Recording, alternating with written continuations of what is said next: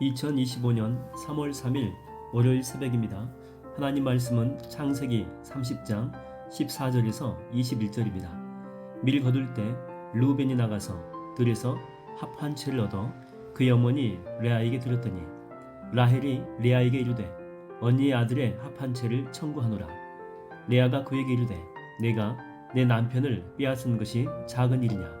그런데 내가 내 아들의 합 한 채도 빼앗고자 하느냐? 라헬이 이르되 그러면 언니의 아들의 합 한 채 대신에 오늘 밤에 내 남편이 언니와 동침하리라 하니라. 저물 때에 야곱이 들에서 돌아오매 레아가 나와서 그를 영접하며 이르되 내게로 들어오라. 내가 내 아들의 합 한 채로 당신을 사노라. 그 밤에 야곱이 그와 동침하였더라. 하나님이 레아의 소원을 들으셨으므로 그가 임신하여 다섯째 아들을 야곱에게 낳은지라. 레아가 이르되 내가 내 시녀를 내 남편에게 주었으므로 하나님이 내게 그 값을 주셨다 하고 그의 이름을 이사갈이라 하였으며 레아가 다시 임신하여 여섯째 아들을 야곱에게 낳은지라. 레아가 이르되 하나님이 내게 후한 선물을 주시도다. 내가 남편에게 여섯 아들을 낳았으니 이제는 그가 나와 함께 살리라 하고 그의 이름을 스불론이라 하였으며 그 후에 그가 딸을 낳고 그의 이름을 디나라 하였더라. 하나님 말씀을 증거하겠습니다. 원래 그 레아는 그 4명의 아들을 낳고 그 후에 더 이상 자녀를 낳지 못했죠. 그 이유가 오늘 본문에서 우리가 볼 수 있습니다. 잠자리를 함께 하지 않은 것입니다.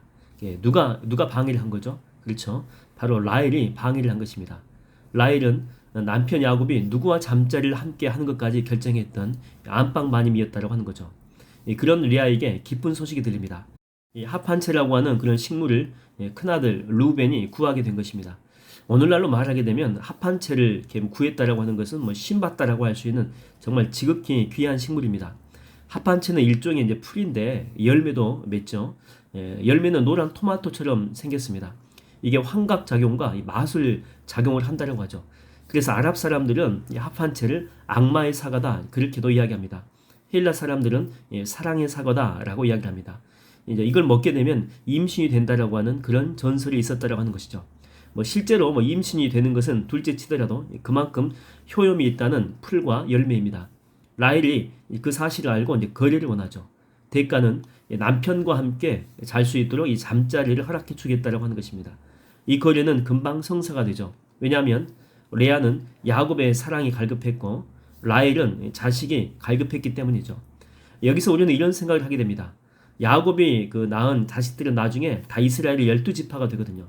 근데 그 12지파, 그 12아들이 고귀하게 태어난 것이 아닙니다. 두 여자의 극도의 질투심과 경쟁 관계 속에서 태어난 자식들이라고 하는 거죠.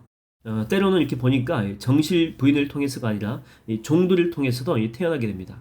그러니까 하나님이 자신의 택한 백성으로 삼기에는 결격 사유가 정말 많이 존재한다고 하는 거죠.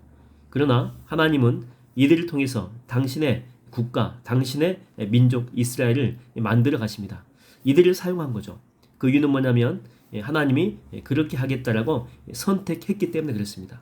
네 몸에서 날 자식을 통해서 하늘의 별과 같이 바다의 모래같이 그렇게 하시겠다라고 말씀하셨고 약속을 하셨기 때문에 그런 것이죠. 여러분, 하나님은 완성된 사람, 거룩하게 준비된 사람을 사용하시기보다는 당신이 선택한 사람을 훈련하고 준비시켜서 사용하신다라고 하는 것입니다. 다윗이 그러지 않습니까? 전쟁 경험도 없고 그저 들판에서 양을 치는 목동에 불과했습니다. 근데 하나님은 그런 사람을 선택하셨습니다. 선택.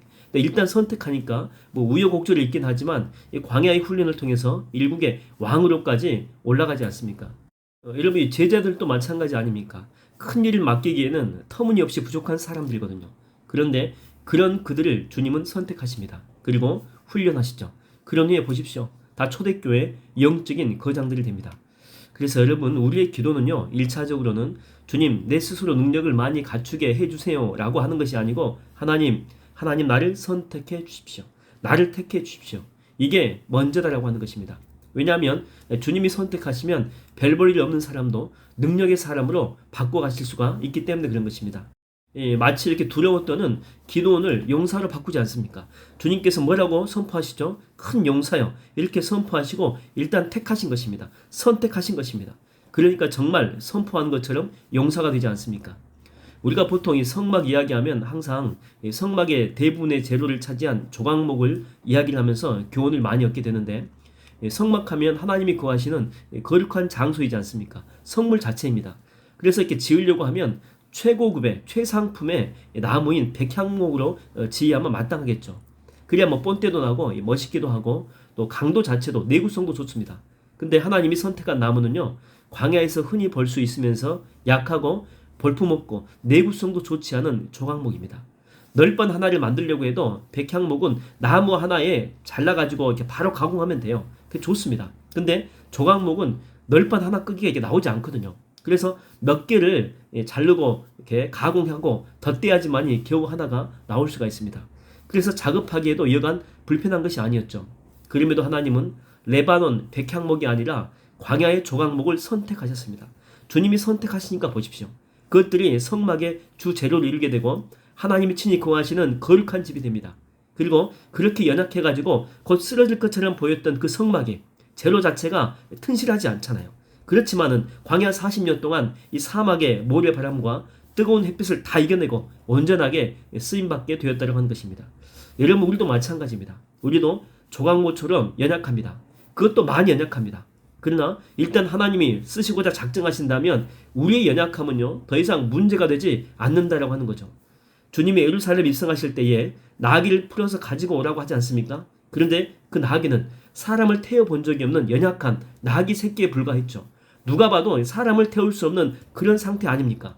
그런데 주님이 그걸 풀어가지고 오라고 하면서 뭐라고 그 주인한테 이야기하라고 합니까? 주가 쓰시겠다 하라. 두 번 말이 필요 없습니다. 주님이 쓰시겠다라고 하면 끝입니다. 그냥 쓰임받을 수 있다라고 하는 거죠. 여러분, 이 새벽에도 기도하십시다. 하나님, 제가 여기 있습니다. 나를 써 주십시오. 나를 이 공동체에 기도하는 자로, 또 섬기는 자로, 또 다양한 은사를 받아서 하나님의 영광을 위해서 남은 인생 아름답고 멋지게 쓰임받는 주님의 종이 되게 하여 주시옵소서. 바로 오늘 이 새벽에 하나님의 음성인 주가 쓰시겠다 하라, 이 거룩한 음성이 여러분 가운데 들려지게 되는 축복이 임할 줄로 믿습니다.